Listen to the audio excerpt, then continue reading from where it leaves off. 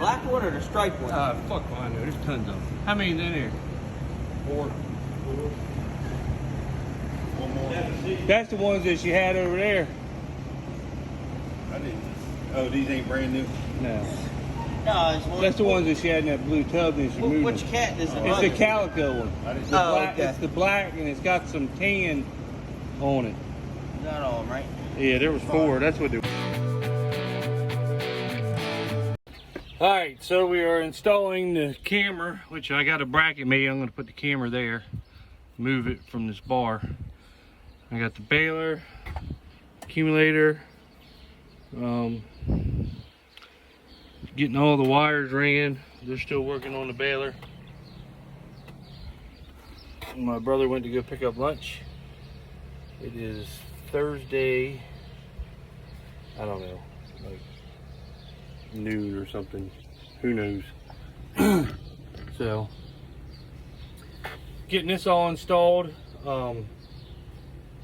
I'd say by the end of next week, the beginning of the week after, we'll be cutting wheat. Like I said, we still got to get all this squared away. They still got a couple parts that hadn't come in for the baler yet.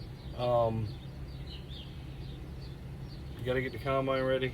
Just the same typical shit I tell you all the time. Just a pain in the ass is what everything is, basically. But once we get it, the nice thing is we had a tractor, we got rid of it, and we were renting tractors for baling. But now they're so ridiculous when they're charging for rent. So that's why we purchased a tractor to do it. So it's definitely cheaper. And we are doing this. And once we get all this installed, it'll always be in here. I don't have to pour it out every single year like I've been doing. So that will be the nice new thing, that this will always be in here. Because we'll have this tractor for a long time. So, yeah, I think the camera, it'll be like the mirror. Have it set. Let me spin this around. Yeah, we'll have it set here so it's facing flat at you. That I put the bar in here. I'm going to mount the two-way radio here. I got to put the oiler thing in. I'm going to mount it up top there. Other than that, we got the windows clean. He's cleaned the inside really good. I mean, she's clean in here. Running the wires, hooking everything up. Then we're going to back her up and hook her up to the baler. And then we're going to paint the wheels, the frame, and give her a wax job. And she will be ready to roll. I don't know if you can see it or not, but it is raining its tail off over there where it's cloudy. It's coming. It's just about here. So you get ready to be here. That stuff come up quick too now.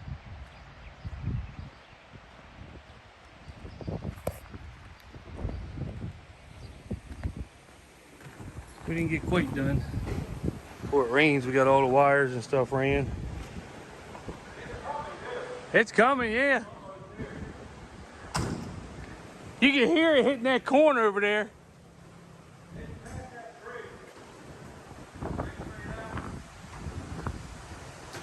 It's here now. It's raining.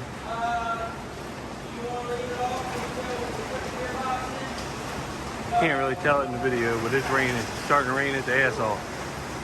That's good, we need it.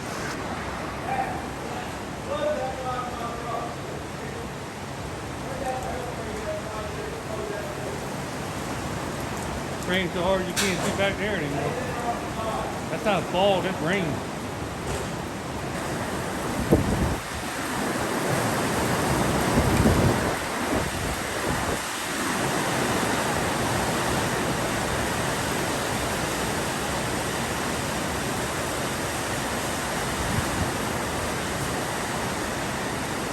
Here's a better view of it.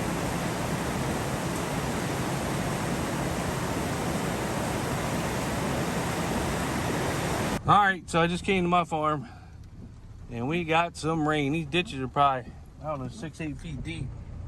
And look at this one. I mean, it's even with the field. And that's a deep ditch. And it's running across the road up here. So we got some rain. It's good though. This corn, our corn's real tall, so it'll hold this rain for a while. It'll handle it. So here, I'll get by this bus right here. But it is wet. We have got rain like you wouldn't believe. Fields are flooded. That's not our bean field, but his bean field's flooded. Here's our other property here, Miss Eastern Shore Farmers. Her yard's flooded. It rained for 2 hours, so we probably got, I don't know, a lot. I'd say 3-4 inches in 2 hours probably. I mean, it was just a steady hard downpour. Here's our other farm. I mean, that ditch is deep and it's full. And here's a bean field that's flooded. So we got some rain. We needed it. It rained a little bit yesterday, so that was nice to soften the ground up. So once it stops, it'll soak it in pretty good.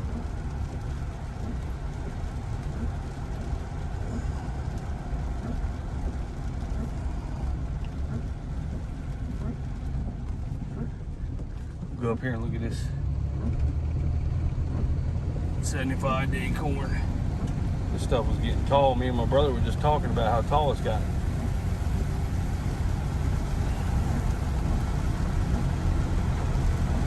It was windy. I mean, it was, I've never, for a while, we haven't seen rain hard like that for that long. Normally it's just a quick storm, but we were lucky because we got a lot of wheat. And I rode around, looked at some of the wheat earlier, and none of it's flattened out anywhere, so that's pretty good.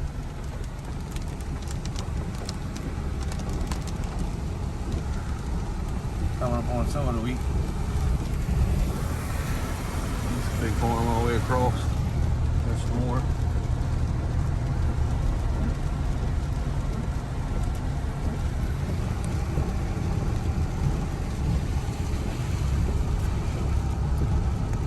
Here's some of them 75-day.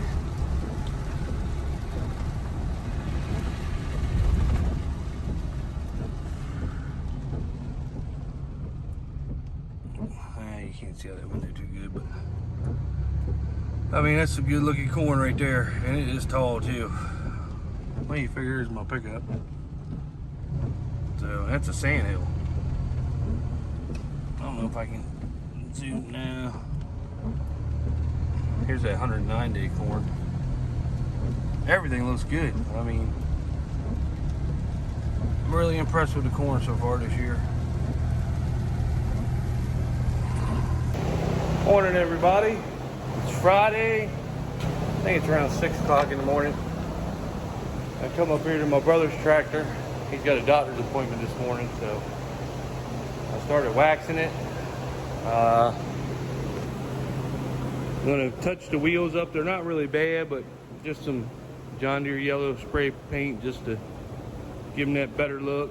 I got the first coat of wax on. I got just about everything inside. I gotta go in there and do some final checks. Clean the windows.